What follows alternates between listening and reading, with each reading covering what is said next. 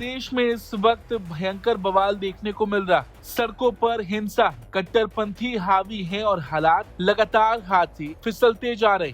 जिस देश से स्थिरता की उम्मीद की जा रही थी, वहां हालात और ज्यादा बिगड़ते जा रहे। इसी बीच बांग्लादेश की मोहम्मद यूनुस सरकार पर अब अंतर्राष्ट्रीय दबाव भी साफ दिखने लगा है। खासकर अमेरिका की नाराजगी खुलकर सामने आ गई।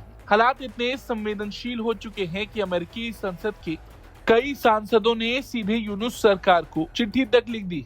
अमेरिकी संसद की विदेश मामलों की समिति हाउस फॉरेन अफेयर्स कमेटी की ओर से भेजी गई चिट्ठी में बांग्लादेश सरकार के फैसलों पर गंभीर सवाल उठाए गए हैं। अमेरिकी सांसदों ने अवामी लीग पर लगाए गए पूर्ण प्रतिबंध को गलत बताया और कहा कि किसी बड़ी राजनीतिक पार्टी को पूरी तरह बैन करना लोकतंत्र की भावना के खिलाफ। चिट्ठी में अमेरिका ने बांग्लादेश से अपील की है कि आम चुनाव से पहले राजनीतिक गतिविधियों को बहाल किया जाए और भरोसेमंद सुधार किए जाएं। सांसदों ने राजनीतिक दलों पर लगे प्रतिबंध, बीते चुनावों की विश्वसनीयता और कथित मानवाधिकार उल्लंघनों को लेकर गहरी चिंता जताई। अमेरिकी सांसदों ने बांग्लादेश के चुनावी रिकॉर्ड पर भी तीखी टिप्पणी की। चिट्ठी में लिखा गया कि 2018 और 2024 के आम चुनाव निष्पक्ष नहीं थे।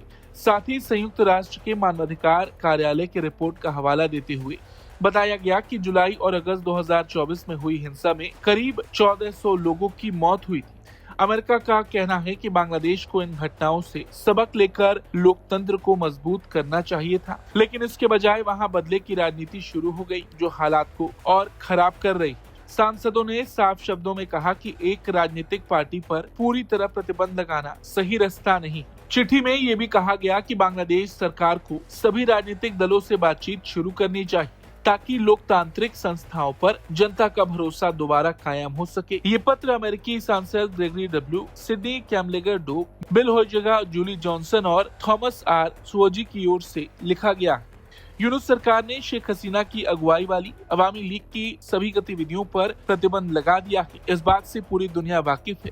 इसमें पार्टी की ऑनलाइन और डिजिटल गतिविधियां भी शामिल। वहीं दूसरी ओर देश में कट्टरपंथी तत्व बुरी तरह हावी हो चुके हैं।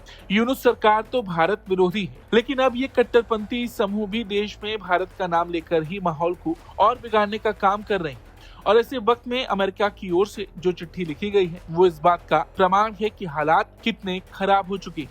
कुल मिलाकर बांग्लादेश आज दोहरी चुनौती से जूझ रहा है। एक तरफ अंदरूनी हिंसा और राजनीतिक अस्थिरता, तो दूसरी तरफ अंतर्राष्ट्रीय दबाव। अब देखना होगा कि यूनुस सरकार हालात को संभालने की कोशिश करती है या संकट और गहराता है। इस खबर पर आपका क्या कुछ कहना है? अपनी राय जरूर दें। Bureau report, Bharat.